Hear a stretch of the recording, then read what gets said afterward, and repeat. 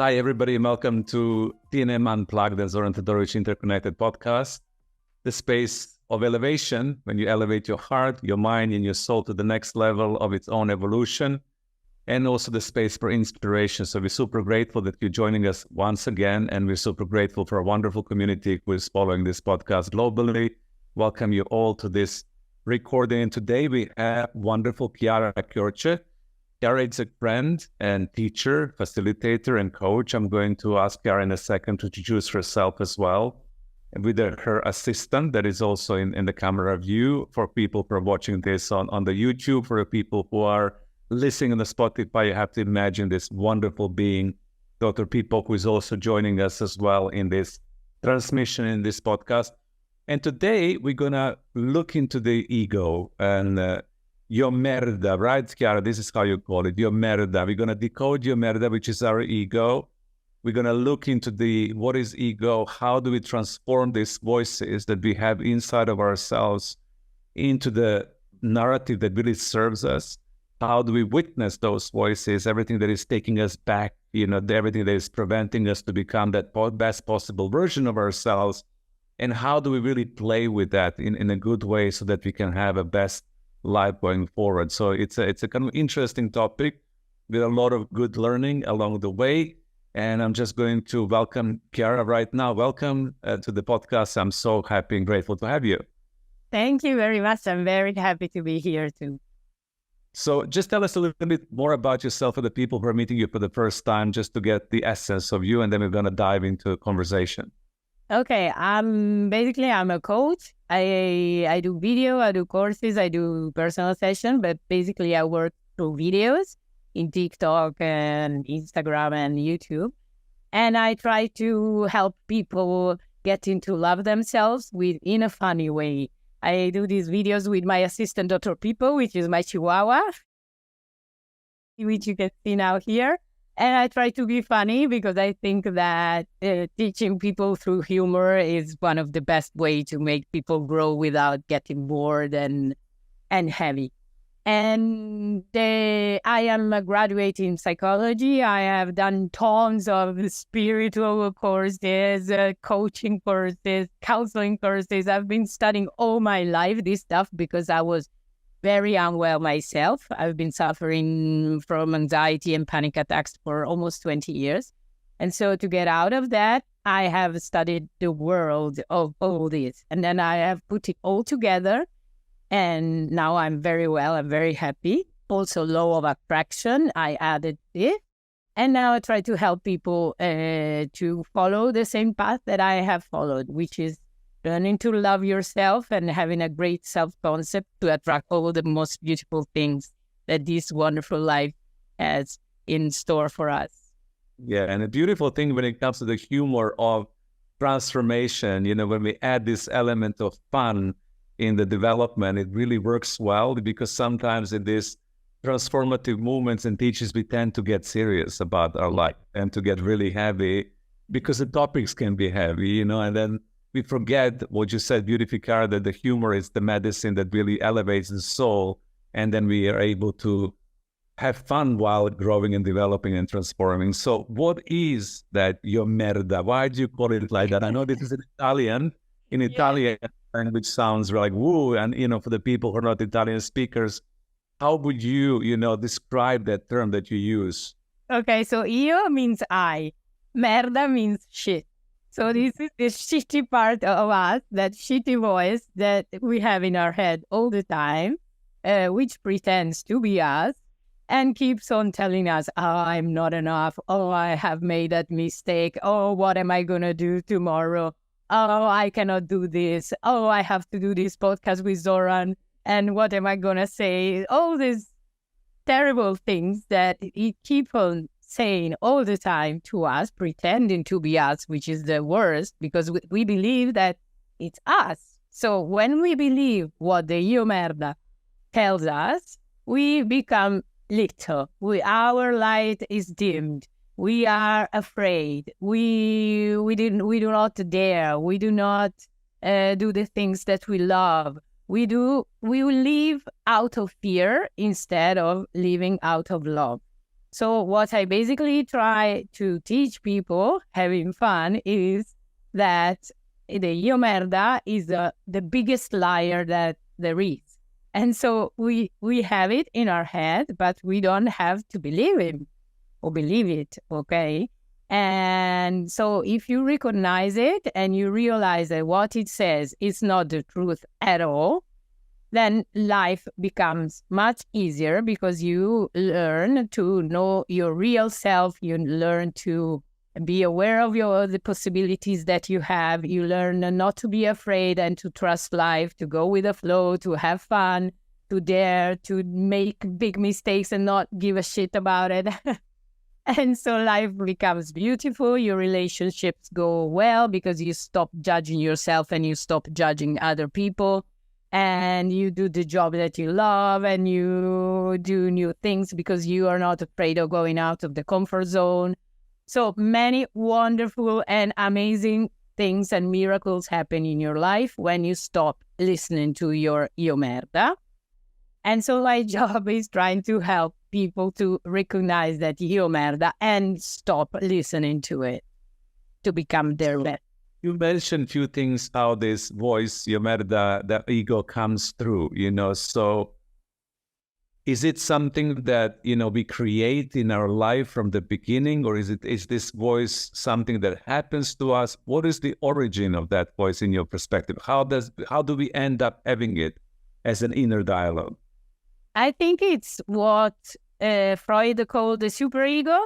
So it's the voice of our parents, it's the voice of society, it's the voice of our culture.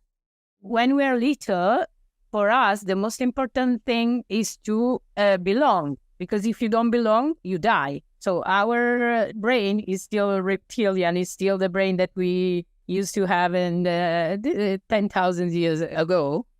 And if you didn't belong to a group, you were dead, because there were the mammoths, there were you could freeze to death. You didn't have to, or don't have anything to eat.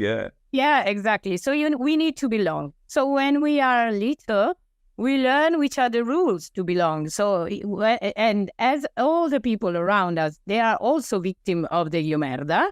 What do they teach us? They teach us the io merda rules. So you have to be a good girl. You don't have to get angry. You have to be afraid of the future and save, because otherwise what will happen to you? You have to feel guilty when you do something wrong. You have to be perfect. You have to be pretty. You have to be, I don't know what. Every culture, every family, every group have their rules, okay? So we interject those rules, and it's io merda born to protect us, so to keep us in track in order for us not to be rejected by our group. But when these rules are not useful anymore, we don't realize that, and we think that this is the only way to live. And so we have to learn which rules we want for ourselves, which ones we don't want anymore and are not serving us anymore, and reject those and live our life with our rules. Okay? So this is, I think, and the big one, it's a big one, how you're saying it, we need to kind of understand what rules do we let go, reject, release, and what are the rules that we live our life by claiming our sovereignty and our authenticity, and it's a big step, isn't it? Yes, it is, because it's very difficult to take off that mask, because you have to face rejection. You have to face fear, because people, when you see that you are free and that you don't stick to the rules anymore, they don't like it. They're afraid. They're jealous because they would like to do it as well. But also they're afraid of you because you represent something which is, for them, destruction of what make them feel safe, So it gets a little bit also lonely sometimes, but I think it's the only way for real happiness, because you become you.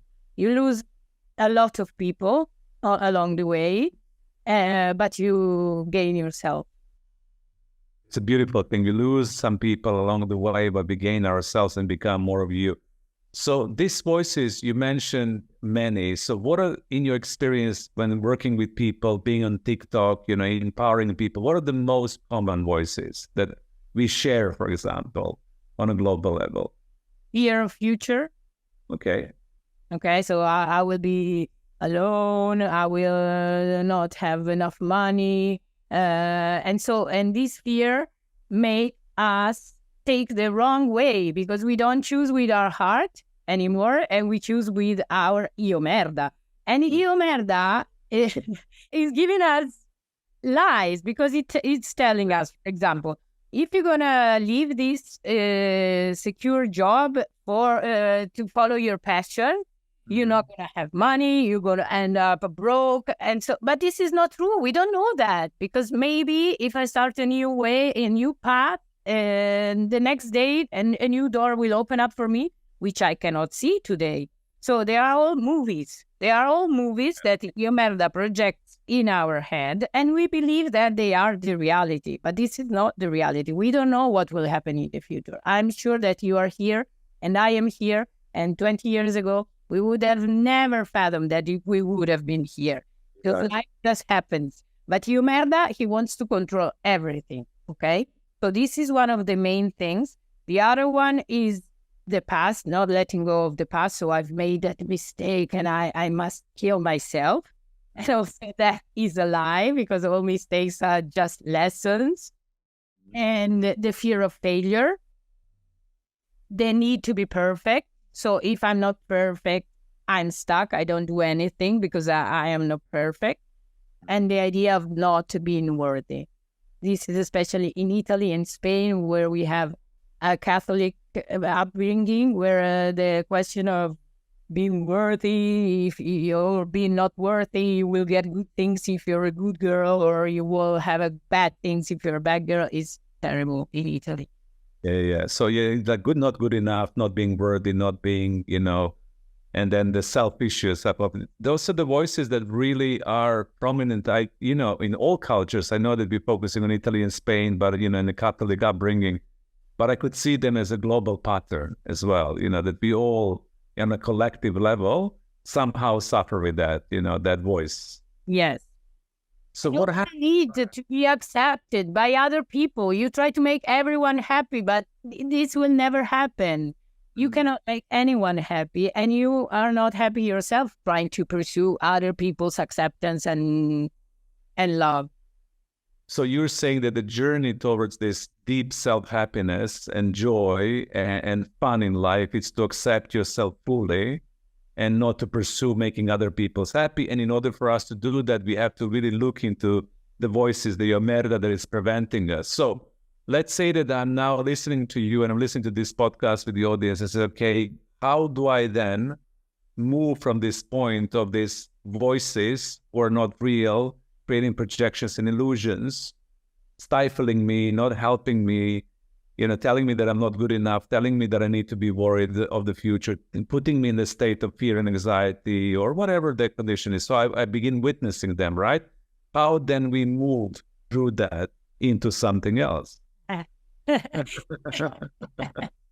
That's the big question. Isn't it a big question? Yeah. How do you do that? I mean, being in the present moment. If you are in the present moment, is there anything that making you suffer? I mean, has anyone hammered your finger and then you're suffering? Okay, so your suffering is real. Otherwise, you are suffering because of your io merda. So you are suffering. If now, while you're sitting on your chair, you start suffering, is because you are starting to believe to something that your io merda is telling you about either the future, the past, or yourself. Okay, this is the first step. So if I am suffering and there is nothing here and now, which causes this suffering, it means that I am believing to some movie that I'm projecting in my head, which is being projected by io merda, because io merda is a specialist for projecting bad movies, horror movies. When I'm happy, it's not the merda. Okay. Yeah. So this is the first step. I recognize that you're suffering not because of reality, but because of a movie that's being projected by your man. Second step is try not to believe it. Is it real? I love Byron Katie. Do you know Byron Katie? Yes, absolutely. Yeah. I love her because she People, of her work. Go ahead. Yeah. she teaches you to say, is it true? No, it's not true. Why am I believing that? So day by day, my gurus are Byron Katie and Eckhart Tolle. I think if you listen to the two of them, you don't need anything else. So day by day, every day, you be in the present moment, you realize that all of your suffering comes from your merda, and you say, is it true? No, it's not true. Because if it's in the past, it's not true anymore. If it's in the future, I don't know if it's true or not. If it's about myself, it's just a judgment and I can be whomever I want, okay? I don't need anyone else's appreciation or acceptation, only myself. And so little by little, every day, being in the present and questioning those thoughts teaches you to realize that they are just a movie, and like any bad movie, you can choose to watch it or you can choose to just let it go and go your way, happy and free. So it's a choice, right? You can choose to watch it or you can choose to let it go and you go your way happy and free. So you need to choose that. Yes, and this is tricky because so many people, when you tell them this, they're not happy. They say, no, that's not true. I'm not choosing to be unhappy. Because they don't realize that they are attached to their blaming, to their whining, to their feeling like victim, because it's their only way to feel loved. Because if they complain, if they tell everyone how much their life is terrible and how big are their problems, they get attention and they get love. So they are attached to that and they don't even know that. Mm-hmm. So it's difficult to make that choice. It was difficult for me too, because when you are unwell, when you suffer, you get a lot of love, attention and support. And you need to let go of that. Exactly. That we get intertwined with that, we get attached to that, it becomes our comfort zone and we have perpetual change to the same. So you're saying that for the people who are listening, that we really need to get ourselves to understand where are we attached to that story of your merda.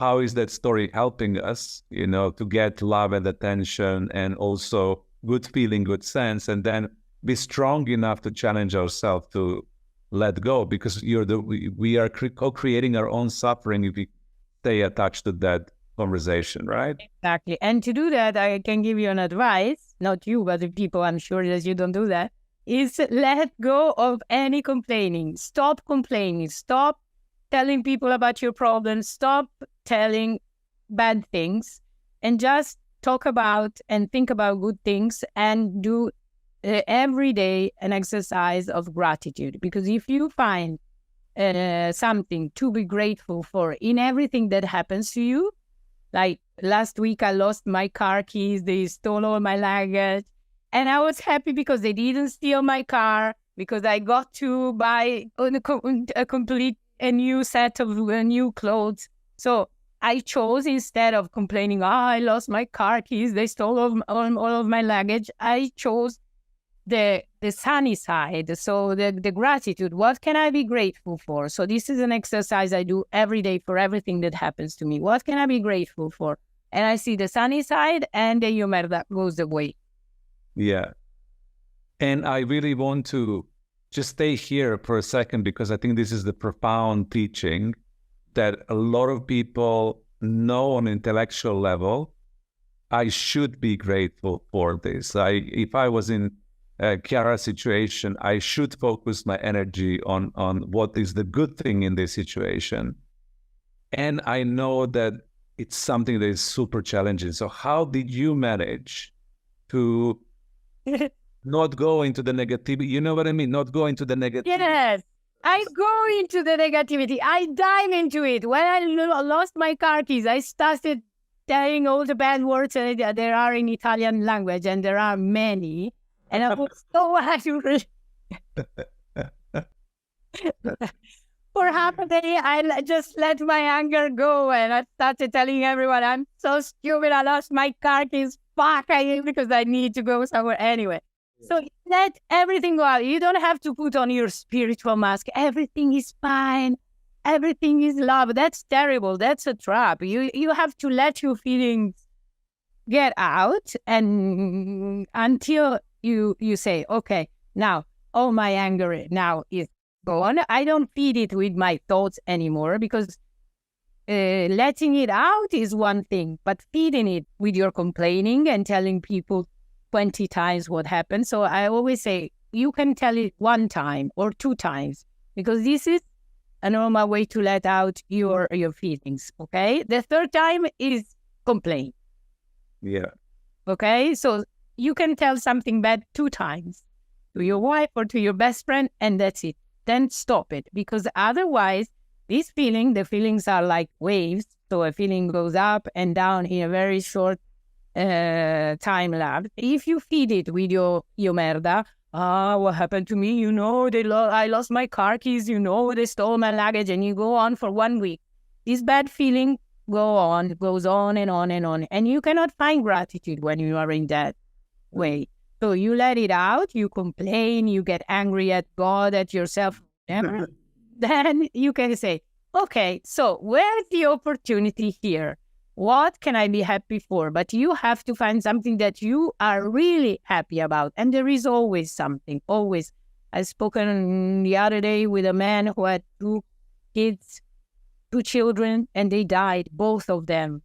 And he said, I'm very grateful for your videos, because you help me to find the sunny side. And with my wife, we are founding an association to help other parents who are passing through the same thing, and we are meeting wonderful people, and we see that we can help people get out of this, and so they have found a new life. Of course, they are still sad, and it's a terrible thing, but this way, trying to find something to be grateful for, has saved them from total despair. Yeah. But I also want to highlight for our listeners something that I really think it's very rare to be communicated on a podcast like this, which you highlighted, which is spiritual bypassing. When we learn how to be good and kind, and then when the bad things happen, we go immediately into all is love, all is one, everything is okay, but we don't allow ourselves to express that emotion. And I think that the reason why, from my perspective, people are not able to feel the gratitude afterwards for the situation is because they're oppressing that moment of anger, that moment of, I lost my keys, like expressing it. And what you're inviting us to do in order to shift into that space is to give yourself permission to express it.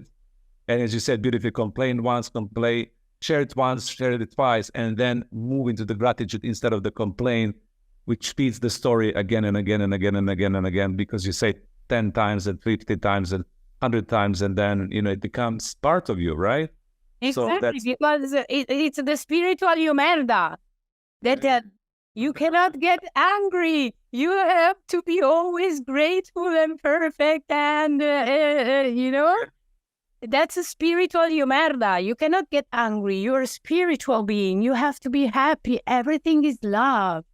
And that's humerda too. Exactly. And I'm so grateful that you're putting it on the table, you know what I mean? Because sometimes we get caught in that because we do want to be good. And this expression of feeling is super important. So your way, just to recap for the audience, to be able to get into that space is through gratitude and through expressing and then being grateful for, and you said, practicing not complaining, right? Practicing that we're not doing this again and again, right? Yes, but you have to find a real motive to be grateful. If it's fake, it doesn't work. So you have to wait until all your anger, all your sadness, all your whatever you're feeling has gone, and then you can really feel grateful. Otherwise, you are again in the humerda, who is telling you have to be grateful, and you cannot be sad or you cannot be angry. You cannot, you must, you should, right? Exactly. That's the favorite word of humerda. Exactly. So the real, it's like you must, you should, you have to. Secret roots of humerda. Just bookmark that. When you catch yourself in that, you must, you should. So that real gratitude, when this passes, you're saying that comes from the heart, right? It comes from that center. In the beginning, it's a little bit of an effort because I have to find something to be grateful for. So what can I be grateful for? For having lost my car keys. Okay, so they haven't stolen my car. Oh, that's a good thing. I have new clothes. Oh, I love that. And little by little, you get into the feeling. Mm-hmm. Okay, in the beginning, for me, it's a rational, intellectual exercise. So looking into the situation, assessing the situation, seeing, what really works well. I had a similar experience last week. I was part of the festival, and I was teaching at the festival. There was a lot of things that I didn't like about the festival, and then I caught myself in being judgmental and exercising my strong judgment of what things should be like and not should be like, from my perspective, right? And I think that we get caught into this very easily, like judging, the moment or experience. But I really quickly understood that this is the Yomerda speaking, and that I need to look into the point holistically and find the things that are really good, that I'm grateful for, instead of focusing everything is great, but this tiny thing is not good, so it's going to create the whole experience. And I think humanity is a little bit trained with Yomerda to, even if you have a beautiful planet and fantastic nature and everything is great, there is one tiny thing that is not right? And then we focus on that for some reason. Yes, that's another of the Yomerda's favorite tools of the torture. Yes, but. Yes, but. So everything is, how did it go, the festival? It was amazing, a wonderful experience. But the organization, so this little but kills it all. It's a party pooper. So you had a fantastic experience, but that but can ruin it all. So this is another favorite of the Yomerda, the yes, but. And so what I do is I teach people to do the opposite. So you say first the bad thing. So how was the festival? The organization was horrible. But there were so many good things. So you just reverse that and you say the bad thing first, because also there, you don't have to repress it because there was something that you didn't like. So trying to just focus on the good thing and forget about the bad thing is a little bit of repressing. So the trick here is to say the bad thing first and then but and the good thing. So the feeling that is in the end is the good one. You end up with a good one, and that's what sticks to you. Yeah, beautiful hack. I love that hack. That first you say you hack it and you say that, and with that, you give people permission to be fully themselves. And I think that getting into the space of authenticity, because it's super important to be authentic, right? By allowing the whole experience instead of minimizing and hiding and not really sharing everything that you've been through, so you give the space for authenticity. How important authenticity is in overcoming Yomerda and stepping into your true self, from your point? Fundamental, because you have to love yourself with your shit too. And we are full of shit because we are humans, and we learn to love our shit, because from shit, flower can grow. Okay, so all this spiritual world that everything is good and we love it, unconditional love, it's a fake, because it leaves out a very important thing, which is the shadow, what Jung called the shadow, which is the dark side of us, and we must integrate it into ourselves. We cannot just say that it doesn't exist and try to overcome it by denying it. It doesn't work. So you have to be proud of it also. And learn to understand the purpose of it, because in this human experience, the shadow, as you said, the soil where the shit happens and things grow from it, it's an essential part. If you look into the biome of our gut, if you look into the nature, we require that to be able to flower, to be able to become best possible version. So if we deny our own existence, basically, in a holistic way. It's like alchemy. They transform lead into gold, but if there's no lead, you cannot have the gold too. So we live in a world of duality. We need both of them. So instead of denying the dark part, you learn to use it as your ally, because it's energy. When you're angry, when you're judgmental, when you are sad, when you're crying, when you're afraid, it's energy. It's a lot of energy. So if you don't repress it and you learn to use it at your advantage, you become invincible. But if you try to be just good and saint and nice and grateful, you lose. And that comes from this, that I see in myself and other people that I'm working with, is when you are little and you are expressing your feelings as a child, that people usually tell you, shush, don't, suppress, don't be angry, don't be sad, don't be frustrated.